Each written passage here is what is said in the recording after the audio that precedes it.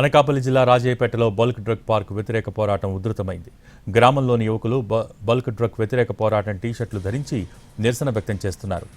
ఆధార్లతో సహా టీషర్ట్లపై ముద్రించుకున్నారు.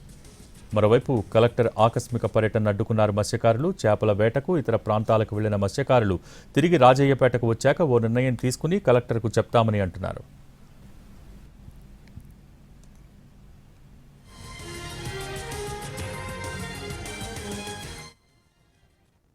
కూడా 9 గంటలు 8 గంటల టైం అప్పుడు ఆర్డీఓ గారు ఎంఆర్ఓ గారు పోలీసు వారు వచ్చి ఉదయాన్నే వచ్చేస్తారు కలెక్టర్ గారు అని చెప్పారు.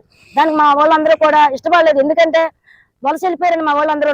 ఒరిస, కోనరేక, పూరి, ఇటు సైడ్ అమలాపురం, కొంతమంది వేటలకు వెళ్ళారు. ఇక్కడ కొంతమంది ఇక్కడ చేస్తుంటే కొంతమంది అందంటే వెళ్ళారు. వాళ్ళందరూ కూడా రావాలి.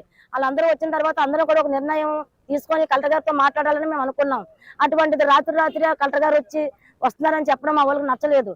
అందుకోసం కలెక్టర్ గారు వాళ్ళ వద్దు అమ్మ, రేపు దీపావళి వెళ్ళిపోయిన తర్వాత 2-3 రోజులు ముందు మాకు కబురు చెప్తే మేము అందరం గ్యాదర్ చేసుకొని మేము సరైన సమాధానం కలెక్టర్ గారి దగ్గర నుంచి వస్తుందని మేము అందరం ఆశిస్తున్నాం. 9 గంటలు 8 గంటలు